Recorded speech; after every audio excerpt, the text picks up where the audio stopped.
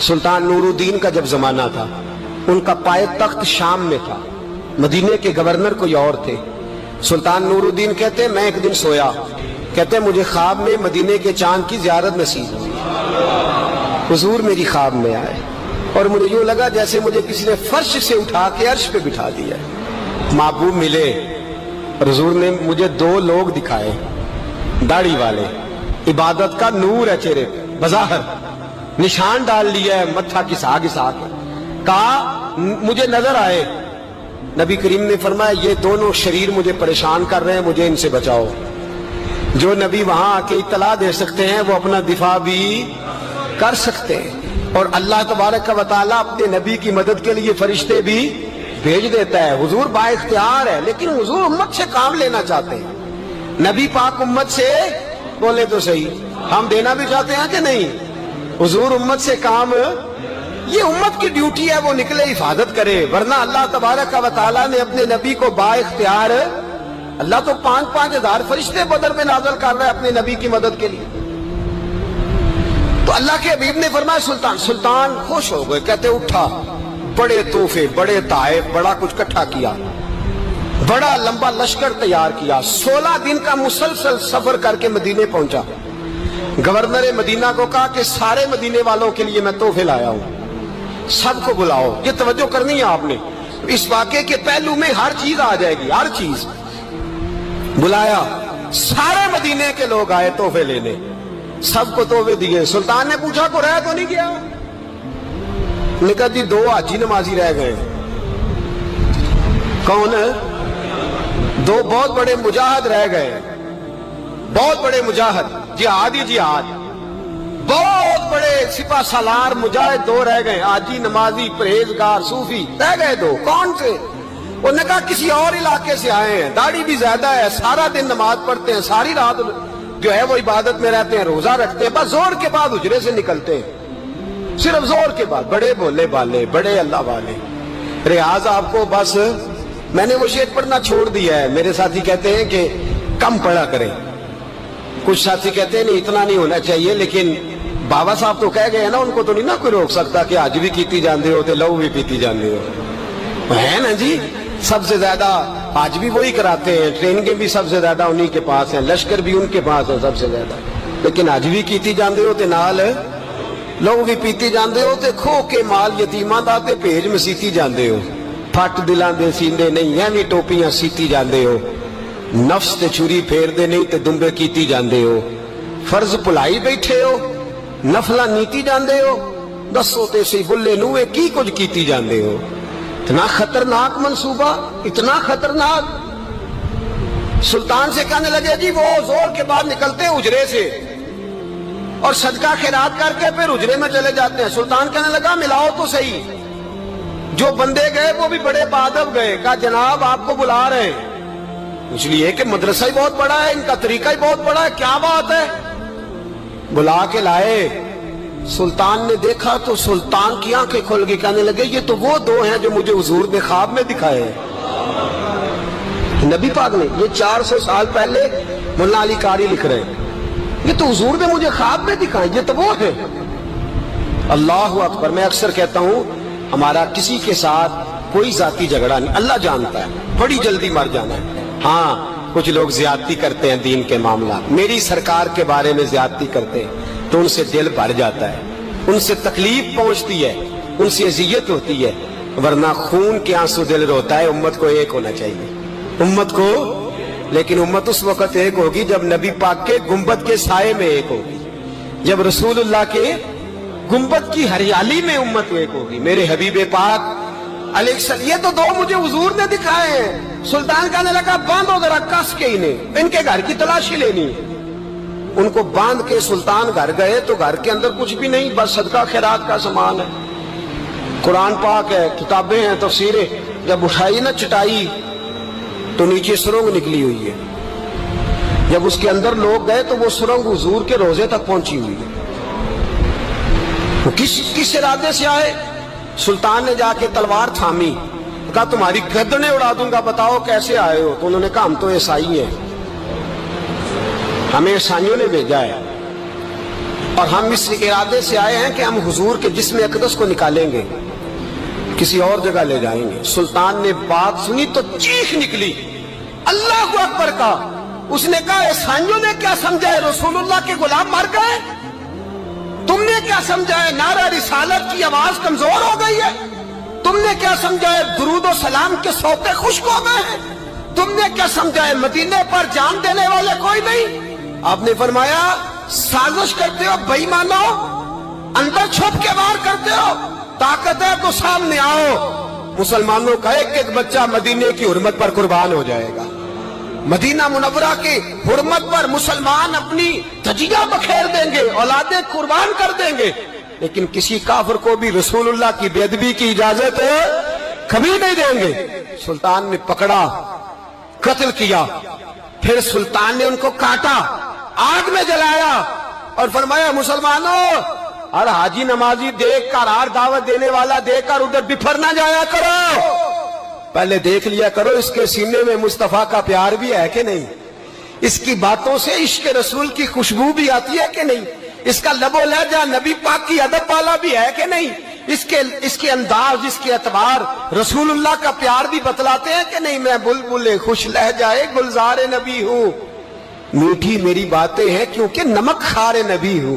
دیکھو دیکھو یہ رسول اللہ صلی اللہ علیہ وسلم کا فرما بردار۔ ایک اور بھی سازش ہوئی رافضیوں نے کی، انہوں نے بھی 2 بندے ایک دفعہ بھیجے تھے، وہ بھی کھودنے لگے، کدھر آئے ہو؟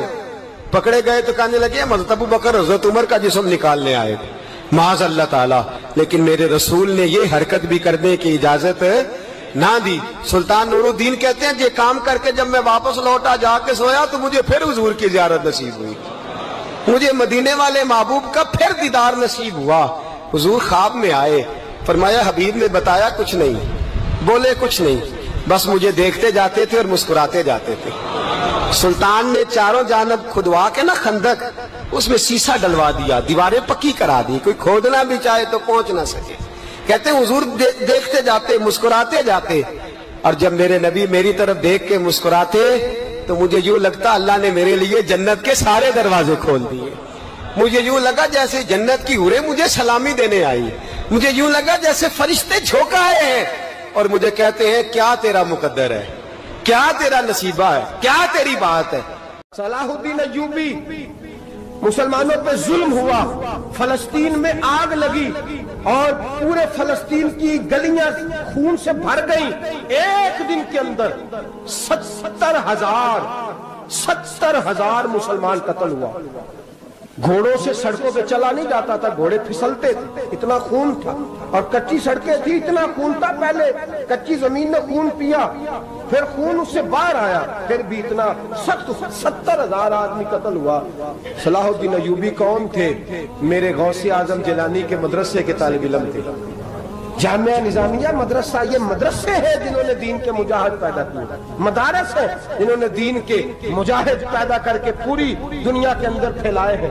مدارس کے اندر دہشت گردی آئی، میں اختلاف نہیں کرتا، لیکن ابھی بھی مدرسے ہیں جن مدرسوں سے رسول اللہ کے دین کا سچا درس دیا جاتا ہے، امن، پیار اور محبت کی فضا کو عام کیا جاتا ہے وہ مدارس، اور انشاءاللہ قیامت کی صبح تک وہ مدرسے قائم رہیں گے۔ صلاح الدین ایوبی مدرسے کے طالب علم ہے، مدرسے کا، لیکن مدرسہ اس کا تھا جو ساتھ درویش بھی تھا۔ صلاح الدین ایوبی اکیلا اپنے دوستوں سے کہنے لگا مسلمانوں کی مدد چند سالوں میں نکلو مدد کریں۔ انہوں نے کہا تیرے نکلنے سے کیا ہوگا؟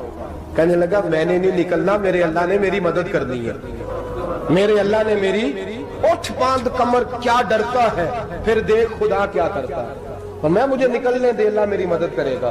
تھوڑا تھوڑا کر کے فوج جمع کی، کوشش کی۔ چند سالوں کے بعد اسی جگہ جہاں مسلمانوں کا خون بہا تھا، اللہ نے اسلام کا جھنڈا پھر سے بلند کر دیا۔ صلاح الدین ایوبی فاتح بن کے مسجد اقصی کے دروازے پہ کھڑا ہے۔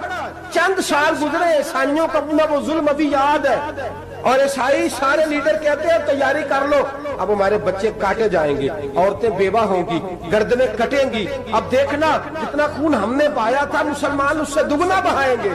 صلاح الدین ایوبی گھوڑے پہ کھڑے ہیں اور پوچھتے ہیں او عیسائیوں بتاؤ تمہارے ساتھ کیا کروں؟ گردنیں جھک گئیں، جواب کوئی بھی نہیں۔ کہا تم نے 70,000 مسلمان ایک دن میں مارا تھا، بولو تمہارے ساتھ کیا کروں؟ تم نے ایک دن میں مسلمان یوں کاٹے جیسے گاجر مولی کاٹی جاتی ہے، بولو کیا کروں؟ عیسائی کہنے لگے ہمیں اپنے ظلم یاد ہے، تشدد یاد ہے، بربریت یاد ہے، تو بہتر جانتا ہے تو نے کیا کرنا ہے۔ صلاح الدین ایوبی گھوڑے پہ فاتح کھڑا ہے، آنکھوں میں آنسو آئے، تڑپ کے رویا، کہنے لگا میں تمہارے ساتھ وہی سلوک کروں گا جو میرے مصطفیٰ نے قریش مکہ کے ساتھ فرمایا تھا، لا تصریب علیہ، جاؤ تم پر کوئی زیادتی، جاؤ تم آزاد ہو۔ اس نے کہا تو کر کیا رہا ہے؟ کہنے لگا میں کیا کروں، میں اس محمد کا ماننے والا ہوں جس نے معاف کرنا سکھایا ہے صلی اللہ علیہ وسلم، میرے پیروں میں زنجیر ہے رسول اللہ کی غلامی کی، جاؤ تم آزاد ہو۔ اس نے کہا تم آزاد ہو، لوگوں نے کلمہ پڑھنا شروع کر دیا، اشہد ان لا الہ الا اللہ واشہد ان محمدن عبدہ۔ سارے قبیلے کے کچھ نہ کچھ لوگ مسلمان، ایک قبیلہ رہ گیا مسلمان نہیں ہوتا۔ صلاح الدین ایوبی اپنے خیمے میں بیٹھے ہیں تو ایک بی بی آ گئی، اس قبیلے کا کوئی شخص مسلمان نہیں ہوتا۔ بی بی آئی، آگے کہنے لگی میرے 4 بیٹے جنگ میں کھو گئے، چھوٹے چھوٹے بچے جنگ میں کھو گئے، مل نہیں رہے، فوجیوں کو حکم دے مجھے میرے بچے تلاش کر کے دیں۔ صلاح الدین ایوبی نے جھٹ پٹ سر پہ امامہ باندھا، نیزہ پکڑا، سینے بند باندھا، اپنے جبے کو سمیٹا اور باہر کہنے لگی تو کدھر جا رہا ہے؟ کہنے لگا میں خود تیرے بچے تلاش کر کے دوں گا۔ صلاح الدین چند سپاہی ساتھ گلی گلی نکلے، گلی گلی فجر کے نکلے، اثر ہو گئی، تھک گئے، 2 نمازیں صحرا میں پڑھی، جنگل کے اندر پہنچے تو ایک کونے میں 4 بچے ایک جگہ ڈرے اور سہمے ہوئے بیٹھے ملے۔ صلاح الدین ایوبی اٹھا کے لائے، ماں کو کہنے لگے تیرے بچے ہیں، نکلا اس لیے تھا کہ میرے نبی نے فرمایا بچے جدا ہوں تو ماں کو درد بڑا ہوتا ہے، اور میرے رسول نے فرمایا تھا جب جنگ کرنے جاؤ تو کھیت برباد نہ کرنا، فصلیں تباہ نہ کرنا، بچوں کو ماں سے جدا نہ کرنا۔ فرمایا میں سوچ رہا تھا تیرے بچے کہیں میری وجہ سے جدا ہو گئے تو مصطفیٰ کو جواب کیا دینا۔ فرمایا تیرے بچے ڈھونڈ کے لایا ہوں۔ بچے ماں کے پاس آنے لگے تو ماں نے بڑے بیٹے کے منہ پہ تھپڑ مارا، کہتا ہے اماں کیا ہوا؟ کہنے لگے تو نے سنا نہیں کہ دشمن کے بچوں کی اتنی حفاظت کرتا ہے، میرے پاس نہ جا، اس کے قدموں میں بیٹھ جا۔ جس نبی کے غلام اتنے سچے ہیں وہ نبی کتنا سچا ہوگا، جس نبی کے نوکر اتنے کھڑے ہیں وہ نبی کتنا کھڑا ہوگا، جا کے کلمہ پڑھ لے۔ مسلمانوں کی نا ایک تعداد لڑتے لڑتے لڑتے لڑتے دور چلے گئی، تاتاریوں نے قید کر لیا۔ 4 مسلمان تھے، تبلیغ کرنے گئے، جنگ کرنے گئے، جہاد کرتے کرتے کافروں سے لڑتے لڑتے تاتاری قوم میں چلے گئے، وہاں قید کر لیے گئے تو سزائے موت کا حکم ہوا۔ 4 بزرگ تھے، سزائے موت کا حکم ہوا تو تاتاری بادشاہ جو تھا وہ بڑا خلاف تھا، بڑا سخت مخالف تھا مسلمانوں کے۔ اس نے کہا کہ ان کو جب پھانسی دینا نا مسلمانوں کو تو میرے سامنے دینا۔ اب 4 عالم ہیں، 4 صوفی ہیں، سفید داڑیاں، سر پہ امامے۔ پھانسی کا وقت آیا تو جو پھانسی گھاٹ ہے وہ ایک ہے، چاروں کو کٹھے پھانسی نہیں ہو سکتی۔ ایک کو کہا کہ ایک ایک کر کے ان کو پھانسی دو۔ جب پھانسی کا وقت آیا نا تو جو سب سے پیچھے صوفی تھے وہ دوڑ کے آگے آئے، کہنے لگے بادشاہ پہلی باری میری لگا پہلی۔ اب بادشاہ نے کہا ٹھیک ہے اسے لٹکا دو۔ وہ قریب آئے تو دوسرے دوڑ آئے، کہنے لگے نہیں نہیں پہلی باری میں نے زیادہ کافر قتل کیے، میرا بڑا جرم ہے، مجھے پہلے سزا دو۔ ان کو پھانسی دینے لگے تو تیسرے آ گئے، کہنے لگے نہیں یہ تو میرا قتل کرتا تھا، رستے میں بتایا کرتا تھا، ڈھونڈ کے میں بتلاتا تھا کہ یہاں زیادہ تعداد ہے، مجھے پہلے پھانسی دو۔ تیسرے کے ساتھ بات ہو رہی تھی تو چوتھا دوڑا آیا، کہنے لگا یہ رستے بتاتا تھا، یہ تبلیغ کرتا تھا، یہ سارا کچھ کرتا تھا، لیکن کہا یہ کہتے تھے چلو واپس چلتے ہیں، میں جانے نہیں دیتا تھا، میں کہتا تھا اور کافر مارنے اور علاقے فتح کرنے، میرا جرم بڑا ہے، مجھے پہلے پھانسی دو۔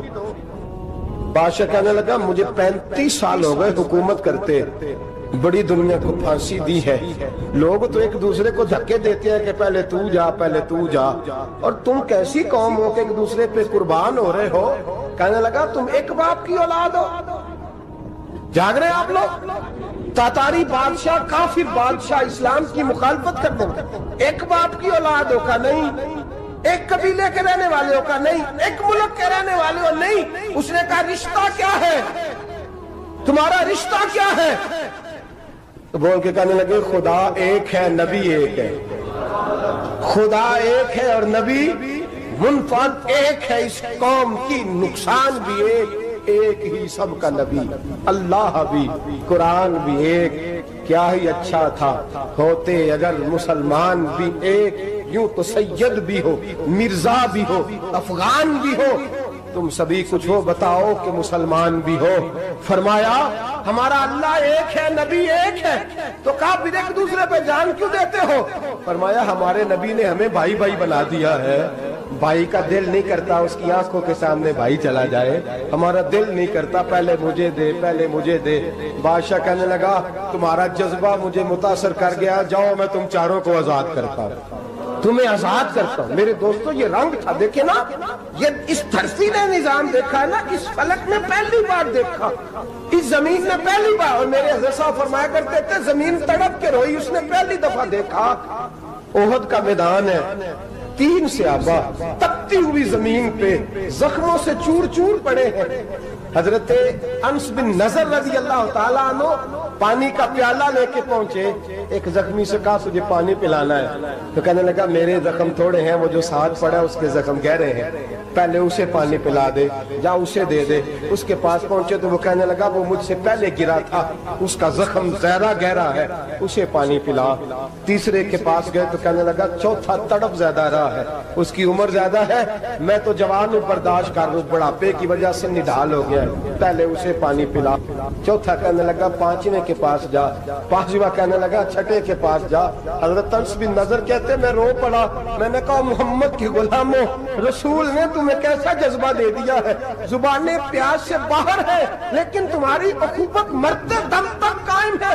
کہتے میں 7ویں کے پاس گیا تو کہنے لگا اگر 6 قربانی دے سکتے ہیں تو مجھے خود غرض نہ سمجھ، میں نے نہیں پانی پینا، جا پہلے کے پاس لے جا۔ کہتے میں پہلے کے پاس آیا تو روح پرواز کر گئی، دوسرے کے پاس آیا تو روح پرواز کر گئی، میں 7ویں تک آیا تو انتقال کر گئے۔ کہتے ہیں پانی کا پیالہ میں نے اٹھایا اور میں نے زمین پہ رکھا تو میں نے کہا پانی گوا رہنا، محمد کے غلام مر تو جاتے ہیں پر ایک دوسرے کا خیال بڑا رکھا کرتے ہیں، گوا رہنا یہ مر جایا کرتے لیکن ایک دوسرے کا درد۔ میرے دوستو لٹا ہوا برما، روتے ہوئے مسلمان، سسکیاں اور آہیں لیتی ہوئی مائیں پوچھتی ہیں اے خاصا اے خاصان رسول، وقت دعا ہے، امت پہ تیری آ کے عجب وقت پڑا ہے، وہ دین جو بڑی شان سے نکلا تھا وطن سے، پردیس میں وہ دین آج غریب الغربا ہے، فریاد ہے اے کشتی امت کے نگہباں، بیڑا یہ تباہی کے قریب آن لگا ہے۔ اور کیا خوبصورت جملے کہے تھے کہ نبی پاک صلی اللہ علیہ وسلم نے، حضور نے فرمایا تھا میرا مومن ایک جان کی طرح ہوتا ہے، ایک جان کی طرح ہوتا ہے، ایک کو تکلیف ہو جسم کے ایک حصے کو سارا حصہ پریشان ہوتا ہے، فرمایا یہ ایک مکان کی طرح ہے، ایک اینٹ دوسری اینٹ کو مضبوط کرتی ہے، فرمایا یہ مضبوط لوگ ہیں، یہ مضبوط لوگ۔ حضرت عمر فاروق کا زمانہ ہے، ایک آدمی نے سیری بھیج دی ایک گھر میں بطور تحفہ، قحط کا زمانہ تھا، گوشت ملتا نہیں تھا، جانور، ایک آدمی نے سیری بھیج دی ایک آدمی کے گھر میں، اس نے کیا کیا، اس نے اپنی بیوی سے کہا ہماری تو خیر ہے، ساتھ والا پڑوسی زیادہ غریب ہے، ادھر نہ بھیج دے، یہاں گندم امیر شہر کی ہوتی رہی خراب اور بچی کسی فقیر کی فاقوں سے مر گئی، کہا ساتھ والے پڑوسی کے گھر سے میں کئی دنوں سے بھوک کی آوازیں وہاں بھیج دے۔ اس کے گھر گئی تو اس کی بیوی شوہر کو مشورہ دیتی ہے، کہتی ہے میرے بچے تو دلیر ہے، ساتھ والے کے چھوٹے ہیں، وہ گزارا نہیں، ادھر نہ بھیج دے، ادھر گئی۔ ایک روایت ہے 7 گھر، ایک روایت ہے 21 گھر، 21 گھروں میں گھومتی ہوئی وہ سری پھر پہلے کے گھر میں آ گئی، اور پہلا صحابی کہنے لگا صرف تو نے ہی محمد کا کلمہ نہیں پڑھا، باقی 20 نے بھی پڑھا ہوا ہے، صرف تو نے ہی رسول اللہ سے یہ درس نہیں لیا، باقیوں نے بھی لیا ہے، اور صرف تیرے اندر ہی جذبہ اظہار نہیں، تو ہی صرف مسلمانوں سے پیار نہیں کرتی، سارے ہی پیار کرتے ہیں۔ وہ سری پھر آ گئی ہے، اب کیا کرنا ہے، اب کیا کرنا ہے؟ امام نبی نے لکھا ہے، وہ کہنے لگی کرنا کیا ہے، پکاؤں گی میں اور کھائیں گے 21 گھر، پھر بھی اکیلے نہیں کھائیں گے، پکاؤں گی میں اور کھائیں گے 21 گھروں کے مطابق شوربہ پکا، اور پھر برتن میں ڈال کے وہ بی بی ایک کے گھر کا دروازہ کھٹکھٹاتی ہے، کہتی ہے مصطفیٰ کے غلاموں نکلو باہر اور کھاؤ، اس لیے کہ جس نبی نے مجھے پیار کا حکم دیا اسی نے تمہیں بھی پیار کرنا سکھایا ہے، یہ رنگ چشم فلک نے سکھایا ہے۔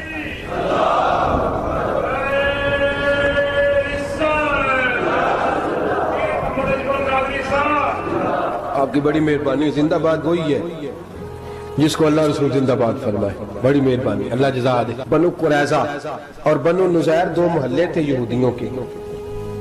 یہودیوں نے بڑی عہد شکنی کی تو نبی پاک صلی اللہ علیہ وسلم نے ان کو بے دخل کر دیا, مدینے سے نکال دیا, مدینہ منورہ سے. یہودی نکل گئے مدینہ طیبہ سے, تو جب وہ نکل کے جا رہے تھے تو ان کے مکان, ان کے باغ, ان کی جائیدادیں بچ گئیں. نبی پاک علیہ السلام نے انصار مدینہ کو پہلے بلایا. جاگ رہے ہیں نا آپ لوگ, پیسے آتے کسی کو برے لگتے ہیں, اب تو یہ بھی حلال حرام کی تمیز بھی اٹھتی جا رہی ہے. جائیداد, باغ, مال, علاقہ خالی ہوا ہے, وہ چلے گئے اور لوگ تو ڈھونڈتے پھرتے ہیں. اللہ خیر فرمائے, شاملار جگہ ملتی نہیں اب شہروں میں, وہ کس کس نے نام کرا لی, کدھر گئی ہے کوئی خبر ہی نہیں, خالی جگہ پڑی ہے. میرے نبی پاک علیہ السلام نے پہلے انصار مدینہ کو بلایا. حضور نے فرمایا, انصاریوں بہت بڑی جائیدادیں یہودیوں کی, بنو نزیر اور بنو قریظہ محلے خالی ہو گئے, میرا دل کرتا ہے وہ تمہیں دے دوں, اس لیے کہ تم نے اپنے مہاجر بھائیوں کے ساتھ بڑا تعاون کیا, جائیدادیں تم نے دے دی ہیں, مکانات دے دیے ہیں, بڑا کچھ تم نے دیا ہے, میرا دل کرتا ہے وہ تمہارے نام کر دوں. تو انصار مدینہ کیا کہنے لگے, یا رسول اللہ دے تو ہم نے دیا ہے, پر وہ بیچارے جھچکتے ہی رہتے ہیں, وہ جھچکتے ہی رہتے ہیں, کھل کے ہماری چیزیں استعمال نہیں کرتے. تو حضور ہم تو پہلے ہی انصار ہیں, ہمارے پاس بڑا کچھ ہے, آپ مہربانی فرمائیں وہ سارا کچھ مہاجروں کو دے دے, مہاجرین کو ہمیں نہیں چاہیے. اب چلے گئے بات کر کے, میرے حبیب پاک نے مہاجروں کو بلا لیا. فرمایا, بنو نزیر اور بنو قریظہ قبیلے کی جائیدادیں آئی ہیں, تمہارے پاس بظاہر جو چیزیں ہیں بھی وہ بھی انصار مدینہ کی ہیں, تو میرا یہ خیال ہے کہ وہ سارا کچھ تمہیں دے دیا جائے. ابو بکر صدیق رضی اللہ تعالیٰ عنہ کہنے لگے, یا رسول اللہ صلی اللہ علیہ وسلم ہمارے انصار بھائیوں نے ہمارے لیے دل تک کھول دیے ہیں, حضور انہوں نے ہر چیز بانٹ کے ہمارے سامنے رکھ دی ہے, ہم اتنے خرد غرض ہیں کہ سارا کچھ لپیٹ جائیں. کہ حضور ہمارے پاس جو مکان ہے وہ ہے, ہم کاروبار کر رہے ہیں, تجارتیں کر رہے ہیں, مزدوریاں کر رہے ہیں, ہم انشاءاللہ اور بنا دیں گے, آپ یہ ہماری طرف سے ہمارے انصار بھائیوں کو گفٹ کر دیں, آپ انہیں دے دیں. میرے حبیب کی آنکھوں میں آنسو آ گئے, میرے نبی پاک علیہ السلام رو پڑے. یا رسول اللہ آپ کیوں روتے ہیں؟ فرمایا, تمہارا یہ بھائی چارہ قائم رہا تو اللہ اسلام کو بڑی قوتیں عطا فرمائے گا, اللہ طاقتیں دے گا اسلام کو, اگر تمہارا یہ رنگ قائم رہا, یہ انداز. میرے غلاموں تمہارے یہ طور طریقے, ایک بھائی کہتا ہے دوسرے کو, دوسرا کہتا ہے تیسرے کو.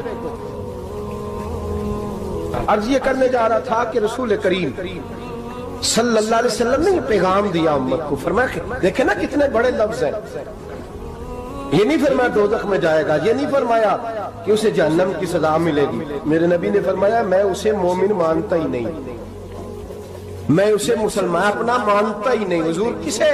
فرمایا, جو پیٹ بھر کے کھاتا ہے اور اس کا ہمسایہ بھوکا سو جاتا ہے. میں مومن ہی نہیں مانتا. سزا تو تب ملے گی نا کہ جب میں کسی سزا کا اعلان کروں, میں مانتا ہی نہیں, وہ میرا ہے ہی نہیں, خود پیٹ بھر کے کھا رہا ہے, ہمسایہ اس کا بھوکا, میں نہیں مانتا. انما المؤمنون اخوہ, مومن بھائی بھائی, میں مانتا ہی نہیں اسے. اور میرے حبیب پاک اتنے بڑے لفظ حدیث میں اور کہیں نہیں ملیں گے, آپ کو اتنے بڑے جملے کہیں نہیں ملیں گے. میرے نبی پاک نے فرمایا, اللہ کہے گا قیامت کے دن, کون؟ اتنے بڑے لفظ حدیثوں میں ملتے نہیں جتنے یہ ہیں. حضور نے فرمایا, رب فرمائے گا بندے سے کہ میں تیرے پڑوس میں بھوکا تھا, تو نے مجھے روٹی کیوں نہیں کھلائی؟ کون کہہ رہا ہے؟ اللہ کہہ, میں بھوکا تھا, تو نے روٹی نہیں دی, میں ننگا تھا, تو نے کپڑا نہیں دیا, میں پیاسا تھا, تو نے پانی نہیں پلایا, میں بیمار تھا, تو تیمارداری. یا اللہ, نہ تو کھاتا ہے, نہ پیتا ہے, نہ کپڑا پہنتا ہے, نہ تو بیمار ہوتا ہے, لا تاخذہ سنۃ ولا نوم, تجھے بیماری آتی نہیں, اونگ نیند نہیں آتی, میرے مالک تو میرے پڑوس میں تھا. حضور فرماتے ہیں, رب فرمائے گا, وہ جو بندہ تیرے پڑوس میں بھوکا تھا تو بندہ تو میرا ہی تھا نا, وہ جو بندہ تیرے پڑوس میں ننگا تھا تو بندہ تو میرا ہی تھا نا, وہ جو تیرے پڑوس میں پیاسا تڑپتا رہا تو وہ میرا ہی بندہ تھا. تو دوائی لینے جائے تو بڑے اسپتال میں اور اس بیچارے کو 20 روپے پرچی کے بھی میسر نہ آئے تو میرا ہی بندہ تھا. میرے دوست خیال کر اور یاد رکھ, یہ جو ہمسائے ممالک میں ظلم ہوتے ہیں, زیادتیاں ہوتی ہیں. ہمارے گھر کا پنکھا اچھا چلتا ہے, ہم جلوس اس وقت نکالتے ہیں جب ہماری لائٹ بند ہوتی ہے, ہم جلوس اس وقت نکالتے ہیں جب ہمارا ایسا جو ہمیں تنگ کرتا ہے. ہم اس وقت درد محسوس کرتے ہیں جب ہمارے گھر تک آگ آ جاتی ہے. یہ جو باہر آگ جل رہی ہے یہ تیرے گھر بھی آ سکتی ہے. یہ جو باہر فساد ہو رہا ہے یہ تیرے دروازے تک آ سکتا ہے. میرے رسول پاک نے ایک جان, مسلمان کو ایک جان قرار دیا. مجھے بتائیے, انگلی کو کٹ لگ جائے, مسلمان ایک جان ہے نا, انگلی کو لگ جائے کٹ, دماغ کہتا ہے میں نے نہیں سوچنا اس کے بارے میں نے اس کے درد کو محسوس ہی نہیں کرنا, انگلی کی درد ہے, انگلی جانے اس کا کام جانے. ایسے ہی ہوتا ہے نا. بولے پیروں سے کہتے ہیں, انگلی کہتی ہے چل ڈاکٹر کے پاس, پیر کہتے ہیں نہیں میں نے نہیں جانا, انگلی کا کام ہے انگلی جائے. ایسے ہی ہے نا. دل سے کہتے ہیں تو تڑپ تھوڑا سا, انگلی کو درد ہے, کہتے میں تو تڑپوں, انگلی کا ماما, انگلی جانے اس کا کام جانے. ٹیلی فون کرنا ہے ڈاکٹر صاحب کا پتہ کرنا ہے تو کان کہتے ہیں میں نے نہیں بات سننی ڈاکٹر صاحب کی, زبان کہتی ہے میں نے نہیں بولنا, انگلی جانے. ایسا ہوتا ہے. پیر احتجاج کر دے کہ میں نے ڈاکٹر کے پاس, میں کچھ چکر کھاتا پھروں ڈاکٹر کی دکان کی, انگلی کو درد ہے انگلی جانے. ایسا ہوتا ہے بھئی. میرے رسول پاک نے فرمایا مسلمان ایک جان ہے. تو درد برما کے مسلمانوں کو ہو رہا ہے تو پاکستانی کہہ رہے ہیں کوئی بات نہیں, وہ جانے ان کا کام جانے. ایک جان ہے نا. درد ہونا چاہیے, تکلیف ہونا چاہیے. پھٹے پہ باتیں ہوتی ہیں اس موضوع پہ, اسمبلی پہ گفتگو ہوئی ہے اس موضوع پہ, آپ کی صوبائی اسمبلیاں اس موضوع پہ بولی ہیں, آپ کے کونسل اس موضوع پہ بولے. ہم تو اپنی اپنی سیاستیں, اپنے اپنے تماشے, اپنے اپنے چکروں میں لگے ہوئے. وہ دریا کے اندر سسکتے مسلمان, بنگالی کہتے ہیں ہمارے نہیں, برمی کہتے ہیں ہمارے نہیں, پاکستانی کہتے ہیں ہمارے نہیں, ترکی کہتے ہیں وہ کس کے ہیں, وہ کس کے ہیں, وہ اللہ کے بندے ہیں, محمد عربی کے غلام ہیں صلی اللہ علیہ وسلم. لیکن میرے دوستو کیا ہمیں کیا غرض ہے, وہ جانے ان کا کام جانے. یہ جب تیرے پیروں تک آگ آئے گی پھر تجھے پتا چلے گا یہ بڑی سخت آگ ہے. آج جس کافر نے برما پر عرصہ دراز تنگ کیا, مسلمان تھوڑے تھوڑے مفاد لینے کی خاطر نا, بنو عباس اور بنو امیہ کی جنگ چل رہی تھی. بنو عباس جو تھے وہ غالب آ گئے, بنو امیہ جو تھے ان کی حکومت ختم ہو گئی. تو عیسائیوں نے بنو امیہ سے کہا کہ ہم تمہارے ساتھ تعاون کرتے ہیں, ہم تمہارے ساتھ تعاون کرتے ہیں اور بنو عباس پہ غلبہ پا کے تمہیں حکومت دلاتے ہیں.